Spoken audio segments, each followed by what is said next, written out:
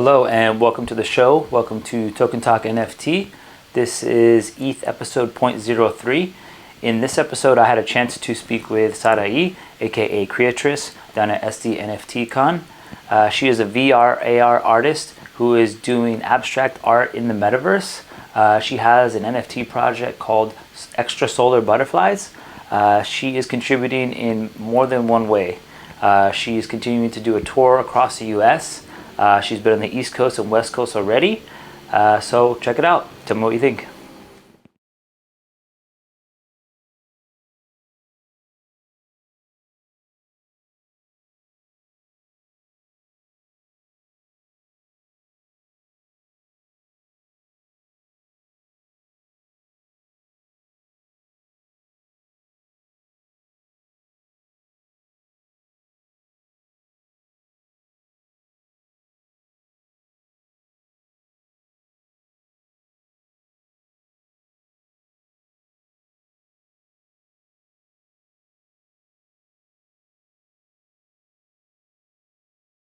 All right, we are live here from TokenTalkNFT, and I'm with the creative artist, Sarai, and I know we've met once or twice already in LA, here in San Diego.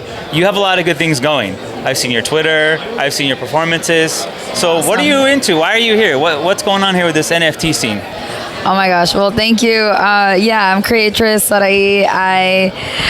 Why am I here? Oh my gosh, I've always been an artist. I've always wanted to have a career in art and have that be my main full-time, career and thing that I focus on. So NFTs are finally giving me an opportunity to do that. Mm-hmm. And then also I'm a mom, so it also gives me the opportunity to take care of my son. Right. And have the flexibility to do it, online and, come to these events when I really want to come. Wow, that's great.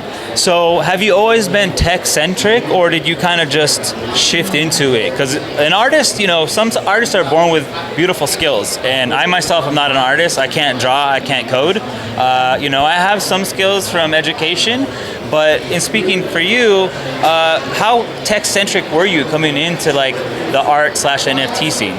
Okay. I've always liked technology. I was pretty obsessed with AIM, like AOL Instant Messenger back in, 2004 or whatever. You're talking my language. Right? I was there too. I'm turning 38, don't tell anybody. But we got to see what it was like. Pre-internet, barely born internet, pre-cell phone, smartphones, and now kind of moving into this new sector. So, oh yeah. What do you see moving forward then? With your project, being here, giving a speaking session, what do you predict for the next 6 months? Next 6 months a year, okay. For my personal, I'm on Mariposa Dream tour. That's what I'm on. These different appearances I've done throughout the country, and I'm continuing it for another 6 months, at least until the end of the year. Wow. Yeah, and then I want to do an exhibition with all of my sculptures that I've created at the performances all together. I saw some of it when you were drawing it in the metaverse. So did you have to learn how to do all the VR stuff first, or did you have to learn how to draw it out first, on the iPad, or is it just what you kind of already did before on canvas? Well, I did have to learn a new app when I started VR. I already did know digital drawing and physical. I've taken life drawing, with the models, and you only have 2 minutes to draw. Right. I started there and then did some digital stuff. I did, and the Oculus thing, it's just another form, I don't sketch things and then sculpt them. Try and replicate it. Yeah, for performances, it's all improv. It's abstract. It's very flowy. It's very intuitive. And that's where you can really see the skill of an artist, in my opinion. For me, like I said, I don't have the drawing skills. I have a little bit of background in theatrics, but being able to do improv, that's a very good skill set, especially in this sector too. So tell us a little bit more about, you said you were doing like a tour. I know you were just in Miami last week? Yeah. And prior to that, you were just in LA? Yeah. And prior to that, probably somewhere else, right? Yeah, Denver before that. So what's your take from East Coast to West Coast, from each city? Like, is it a different kind of vibe, or is everybody kind of on the same page, either in the Web3 generally speaking, or actually just the actual cities? Ooh, well, I think Denver and Miami have been the most like crypto-friendly places I've seen. ETH Denver was crazy. I was there. That was ETH Denver was wild. That was a scene. I mean, it was like a mixture, you could say, in my opinion, of a Vegas schedule of eating, sleeping, and hanging out, and then you mix in creative conversations with very intelligent people the next day, and speakers that have very deep knowledge of the technology. It's a wild time. I mean, for a 4 or 5 day conference, I mean, it was pretty awesome, to be honest. Yeah, it was nonstop. I remember I went and I was like, wow, I'm never missing this one again. Like, they even gave you tokens to buy your food from the food trucks. Yeah. Like, that was wild. I thought, and they've been doing that for years, apparently. So when you say tokens, for the people in the audience, do you mean like tokens you use like at the arcade? Tell us a little bit about that. Well, kind of like tokens you use at the arcade, in the sense that... Not physical though, right? Not physical, yeah, no, but they're, coins, essentially. I can't remember the name of the coin, but you basically got a code where you would claim it. It would go straight to your wallet. Right. And you could use its cryptocurrency coins, like ETH or Bitcoin. Now when you say wallet, you don't mean your regular wallet, you mean... No, your a digital wallet cryptocurrency. Yes. Okay, and so that's just for some of the newer people into the space. Like, these are some of the like things that the nuances that they need to understand and see. So I'm glad we have someone who's super knowledgeable about the fundamentals. So thank you. that was a really cool thing, having the food tokens given to you so you can use them at the trucks. That was so cool, and I think that's going to be such a common practice coming to all these next conferences. Yeah, so. I agree. I'd like to see more of that. Even like a token for a massage or something, like at the end of the conference. I mean, you know what? Maybe an NFT, maybe a token. Like, let's get creative, An NFT is a token. Yeah. So what about Miami then? So tell us a little bit about that experience compared to here. Oh, well, I mean, it was a much bigger event. There were, oh my God, I don't know how many people were there, but it was a huge convention center. I mean, incredible amount of exhibitors.